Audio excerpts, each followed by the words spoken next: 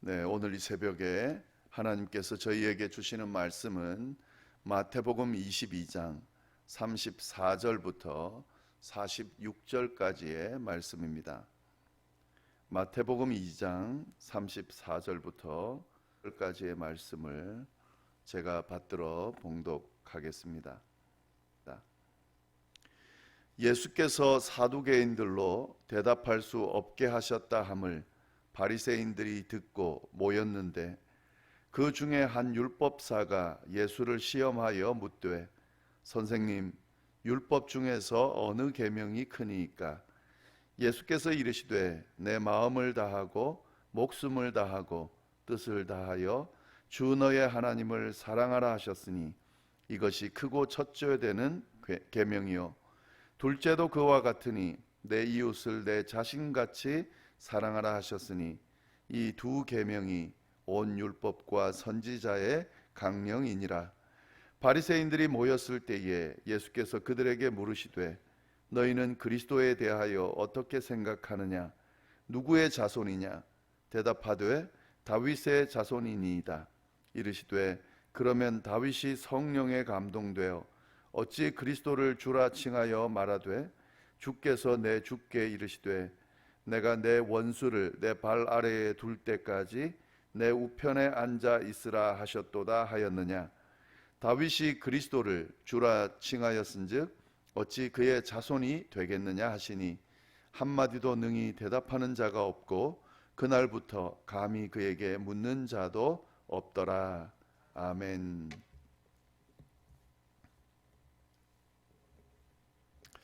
네, 예수님께서 십자가 사역을 감당하기 위해서 예루살렘에 입성하신 후에 여러 일들에 대해서 지금 저희가 함께 나누고 있습니다. 예루살렘에 들어가신 후에 일어났던 여러 일들 중에서요, 이 종교 지도자들이 예수님께 찾아와서 여러 가지 질문을 하는 그런 내용들이 나옵니다. 그냥 단순하게 궁금해서 하는 질문이 아니라요, 예수님을 곤란에 빠뜨려 넘어지게 하기 위한 그런 민감한 질문들을 그들은 했습니다. 마태는 그 사건들을 편집해서 이렇게 잘 기록해 두고 있는데 저희가 지금까지 살펴본 내용들을 보면은요, 권위에 대한 질문들을 했습니다. 종교 지도자들 중에서도 특별히 대제사장들과 백성의 장로들이 예수님께서 성전을 청결하게 하신 후에 와서 도대체 무슨 권위로 이런 일을 하는가? 누가 이런 권위를 너에게 주었느냐? 하는 질문을 하면서 예수님께 곤란한 질문을 하고 넘어뜨리려 시험하는 그런 질문을 했습니다. 또 그 다음에 어떤 질문을 했냐면요, 납세의 의무에 대해서 세금을 가이사에게 바치는 것이 옳습니까? 라고 하는 그 질문을 함으로써 예수님을 곤란하게 만들었습니다. 바리새인들과 헤롯 당원들, 서로 어울리지 않는 사람들이 힘을 합쳐서 예수님께 이 질문을 했습니다. 그리고 또 어떤 질문을 했냐면요, 부활에 관한 질문, 특별히 부활을 믿지 않는 사두개인들이 예수님께 찾아와서 부활에 대한 질문을 함으로써 예수님을 곤란하게 만들었습니다. 이런 질문들은 예수님께 가르침을 받기 위한 것이 아니라 예수님을 시험하기 위한 것들이었습니다. 물론 예수님께서 이 질문들에 대해서 지혜롭게 대답했지만 그들이 이 예수님의 대답을 듣고 깨달음을 얻기보다는 또 다른 질문을 통해서 어떻게든 예수님을 넘어뜨리려고 하는 그런 모습들을 보이고 있습니다. 이것이 예수님께서 십자가 사역을 감당하기 위해 예루살렘에 입성하신 후에 보여진 그런 모습들 중에 하나입니다. 오늘 본문은 이런 질문의 마지막 부분인 또 다른 마지막 질문에 대해서 기록하고 있는데요, 어떤 내용인지 한번 보겠습니다. 34절 보시면 이렇게 되어 있습니다. 예수께서 사두개인들로 대답할 수 없게 하셨다 함을 바리새인들이 듣고 모였다. 사두개인들이 모여서 예수님께 부활에 대한 질문을 한 이후에 그들이 예수님의 대답에 별로 할 말이 없게 되자 그 이야기를 듣고 바리새인들이 또 모였습니다. 그리고 난 뒤에 35절 말씀 보시면 그 중에 한 율법사가, 여기서 율법사는 서기관을 의미합니다. 율법을 해석하고 알려주는 사람인데요. 바리새인들 중에 한 율법사가 예수님을 시험하여 묻되, 이제 어떤 질문을 하는데 아예 확실하게 그 의도가 드러나 있습니다. 그 질문은 예수님을 시험하기 위해서 한 질문이다 하는 거죠. 어떤 질문을 했냐 하는 거죠. 36절 말씀 보시면 선생님, 율법 중에서 어느 계명이 큽니까? 하는 질문을 했습니다. 어느 계명이 율법 중에서 가장 큰 것입니까? 이렇게 질문을 했는데요. 근데 이 질문은 사실은 바리새인들이 아주 자주 하는 그런 질문입니다. 굉장히 궁금해하는 그런 질문입니다. 율법 중에 가장 큰 계명이 뭘까? 이들은 이런 질문을 가지고 그 답을 찾으려고 애쓰고 있었습니다. 이 질문과 비슷하게 하는 질문이 또 하나 더 있는데요. 율법을 한 줄로 요약하면 어떻게 될까? 이것도 바리새인들이 하는 질문 중에 하나인데요. 율법 중에서 가장 큰 계명은 뭘까? 율법을 한 줄로 요약하면 어떻게 될까? 하는 것들, 자기들이 궁금해하는 질문을 가지고 와서 예수님께 지금 묻습니다. 그런데 이 질문은 사실 대답하는 것에 따라서 아주 문제가 될 수 있는 그런 질문입니다. 중요하지 않은 계명이 어디 있겠어요? 그런데 가장 중요한 계명, 그 계명이 뭐다라고 이야기하면 나머지는 중요하지 않다는 것이 되는데 그것이 문제가 될 수 있는 거죠. 이런 전략을 생각하면서 이들이 지금 질문하고 있는 겁니다. 예수님은 이 질문에 대해서 어떻게 대답하는가? 37절부터 40절까지로 예수님이 이렇게 대답을 합니다. 예수께서 이르시되 내 마음을 다하고 목숨을 다하고 뜻을 다하여 주 너의 하나님을 사랑하라 하셨으니 이것이 크고 첫째 되는 계명이요 둘째도 그와 같으니 내 이웃을 내 자신과 같이 사랑하라 하셨으니 이 두 계명이 온 율법과 선지자의 강령이니라. 예수님이 어느 계명이 제일 큽니까? 라고 묻는 이 율법사의 질문에 이렇게 대답을 합니다. 두 가지로 요약해서 이야기를 해주고 있다 하는 거죠. 가장 큰 계명을 예수님 뭐라고 하시냐면요, 내 마음을 다하고 목숨을 다하고 뜻을 다하여 주 너의 하나님을 사랑하라. 전인격적으로 하나님을 사랑하라. 이것이 크고 첫째 되는 계명이다. 이렇게 말씀해주고 계십니다. 네, 이 부분은 신명기 6장 5절에 나오는 내용을 그대로 인용하고 있는데요. 이 신명기 6장 5절은 쉐마의 한 부분이에요. 유대 신학의 핵심이죠. 유대교의 아주 중요한 부분인 쉐마 기도의 첫 부분입니다. 쉐마 기도가 뭐냐? 이스라엘아 들으라 라고 하신 하나님께서 알려주신 내용이에요. 그게 쉐마라고 그러는데요. 이 유대인들은 이 쉐마를 기도문으로 해서요, 매일 아침 저녁에 계속해서 기도로 암송하며 기도로 간구하는 그런 부분입니다. 그 중에 앞부분을 인용해서 예수님이 이 부분을 이야기한다 하는 거죠. 그리고 이것이 가장 크고 첫째 되는 계명이다 라고 말씀해 주셨습니다. 그리고 또 이야기를 하는데요, 두 번째 계명으로 알려주는 게 뭐냐면 둘째도 그와 같으니 내 이웃을 내 자신과 같이 사랑하라. 이 부분은 또 레위기 19장 18절을 그대로 인용하고 있는 겁니다. 예수님은 레위기에 나오는 그 말씀을 가지고 내 이웃을 내 자신과 같이 사랑하라는 말씀을 이야기하면서 이것이 두 번째 계명이다 라고 이야기를 하십니다. 명확하게 이들의 질문에 대해서 대답해주고 있다 하는 거죠. 율법 중에 가장 큰 계명은 하나님을 전인격적으로 사랑하는 것, 그리고 이웃을 내 자신과 같이 사랑하는 것이다 라고 예수님께서 대답해 주십니다. 그런데 예수님이 이들의 질문에다가 하나 더 추가해서 대답을 하는데요. 이 두 계명이 온 율법과 선지자의 강령이다. 이렇게 대답을 합니다. 이 말은 무슨 말이냐면요. 모든 율법 그리고 선지서, 이건 모든 성경을 이야기하는 거죠. 이것들이 이 두 계명에 달려 있다. 이런 대답인 거예요. 그러니까 이 두 계명이 율법과 선지서의 가장 핵심이다, 큰 기둥이다라는 말씀을 해주는 겁니다. 계명 중에 가장 큰 계명일 뿐만 아니라 그 계명 중에 핵심 계명이다라고 말씀하고 계시는 거죠. 그런데 여러분, 지금 이 내용, 예수님이 대답하는 내용을 예수님께서 어디에 없는 이야기를 하시는 것이 아닙니다. 이 계명, 이 지금 말씀하시는 이 두 가지는 유대교 사람들도, 유대 신학에서도 강조하고 있는 그런 내용이었어요. 그러니까 하나님을 전인격적으로 사랑하고 이웃을 내 자신과 같이 사랑하라는 것을 이 유대인들도 알고 있던 내용이다 하는 거죠. 예수님이 그 내용을 정리해서 다시 알려주고 있습니다. 오늘 마태복음에는 안 나오는데요, 이 동일 본문을 가지고 있는 마가복음에 보면은 서기관이 뭐라고 대답하냐면 옳습니다 이렇게 대답을 해요. 예수님의 이 이야기를 듣고. 그러니까 틀린 이야기가 아닌 거죠. 자기네들도 인정하고 있는 내용을 이야기한 거죠.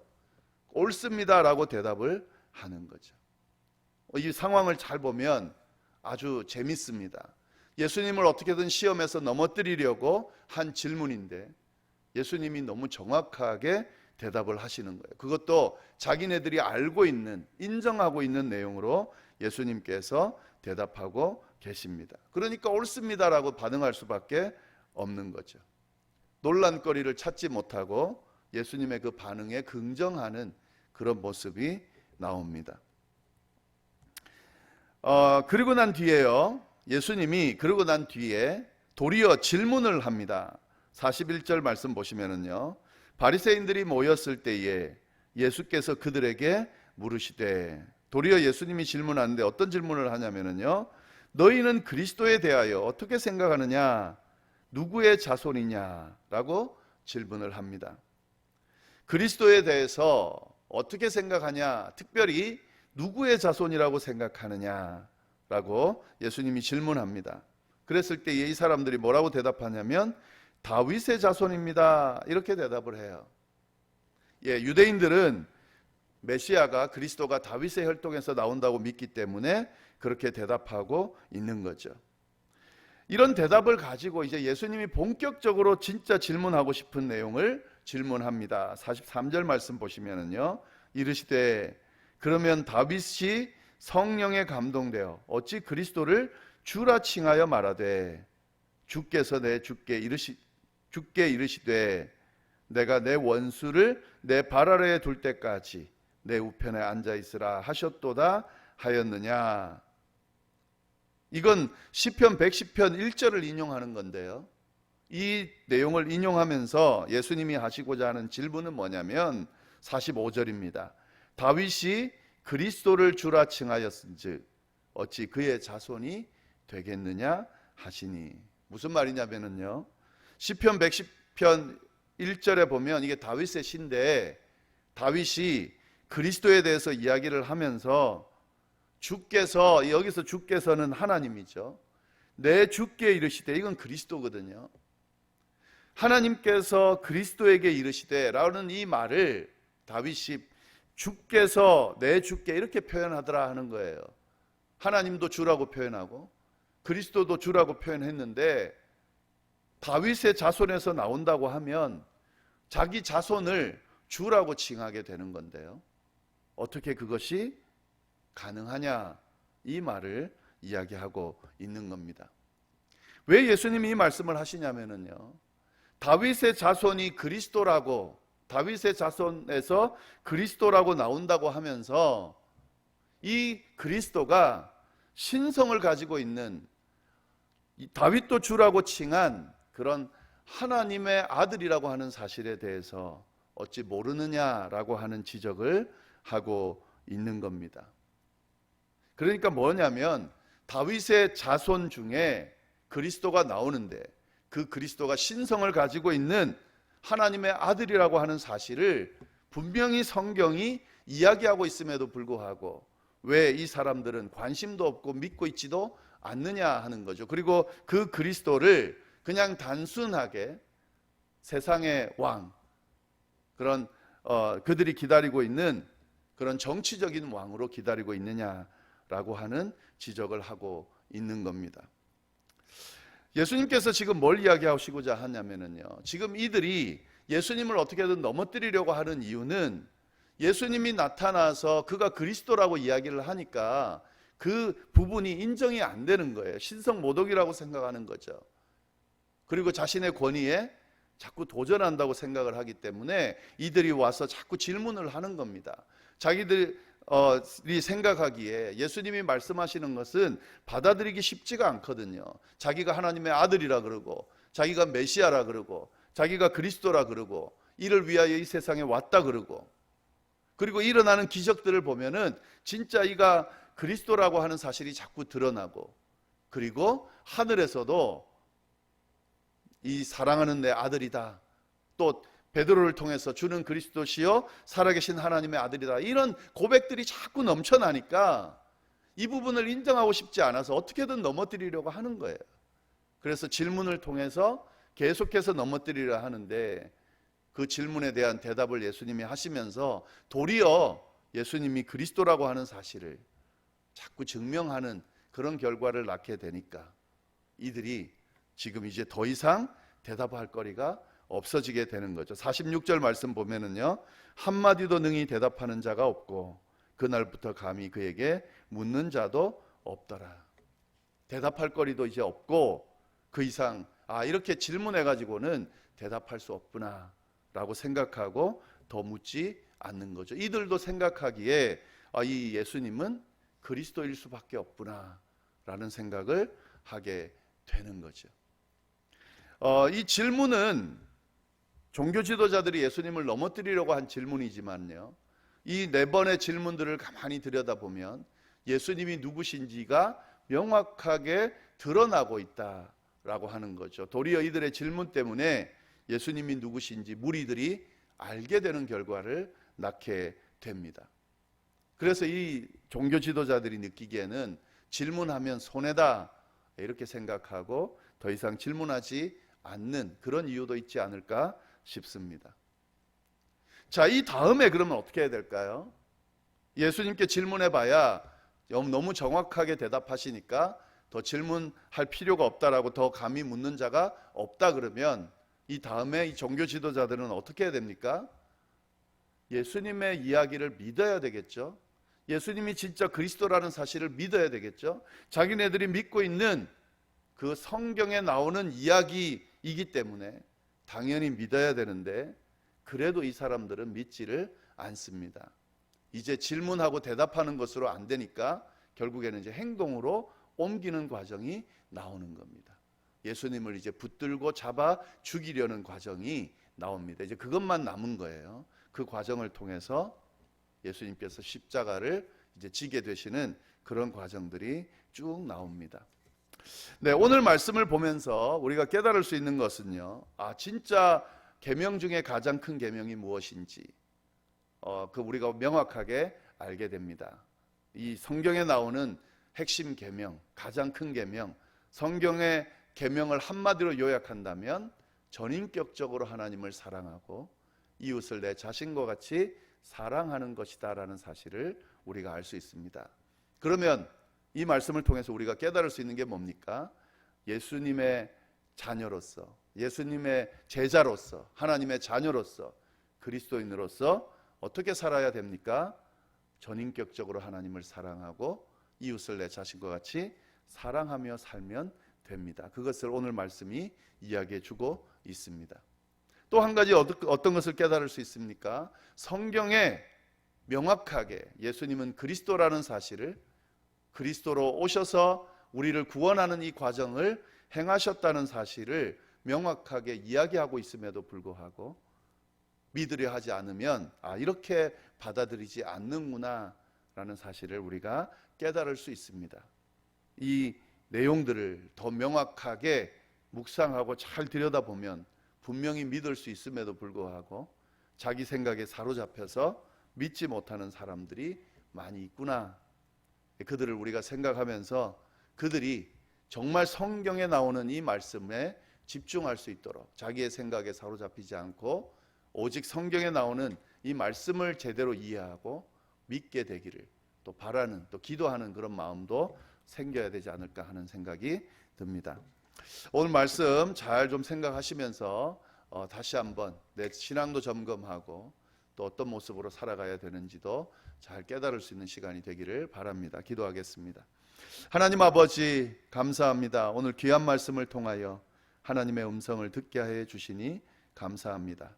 어떻게든 예수님을 넘어뜨리려 하는 이런 종교 지도자들의 사악한 그런 모습에도 불구하고 예수님께서 도리어 그 상황들을 진리로 이끄시는 그런 모습들을 보면서 진리는 여전히 살아있구나, 하나님의 뜻은 어떤 상황 가운데서도 드러나는구나 하는 사실을 깨닫게 됩니다. 하나님 아버지, 우리도 종교 지도자들 같은 모습은 없는지 점검하게 하시고, 혹 그런 모습들이 있다면 우리의 생각과 뜻을 내려놓고 주님의 뜻에 우리의 생각과 뜻을 맞추는 그런 모습이 있을 수 있도록 인도하여 주옵소서. 아직도 하나님, 이 세상에 이 종교 지도자들과 같이 그렇게 예수님을 믿지 못하는 사람들이 참 많습니다. 진리가 명확하게 드러났음에도 불구하고 관심을 가지지 않고 도리어 거부하는 사람들이 많습니다. 하나님 아버지, 그들을 불쌍히 여겨주셔서 그들의 마음을 열어주시고 그들이 하나님의 뜻을 받아들이고 주님 복음을 받아들임으로 영생을 얻는 구원의 자리로 인도되어질 수 있도록 주여 인도하여 주옵소서. 가장 크고 첫째 되는 계명이 무엇인지 오늘 말씀을 통해서 저희가 깨달았습니다. 전인격적으로 하나님을 사랑하는 것, 그리고 이웃을 내 자신과 같이 사랑하는 것. 하나님 아버지, 이 계명이 우리가 지켜야 될, 주님 앞에 설 때까지 따라야 될 계명이오니 하나님, 우리가 이 계명을 잘 지키며 살아갈 수 있도록 주여 역사하여 주옵소서. 오늘 하루도 하나님 주님의 은혜 가운데 잘 보내게 하시고 내일 거룩한 주일 잘 준비하여서 온전히 드리는 그런 저희 모두가 될 수 있도록 역사하여 주옵소서. 함께하여 주시기를 간절히 바라고 살아계신 예수님의 이름으로 기도드립니다. 아멘.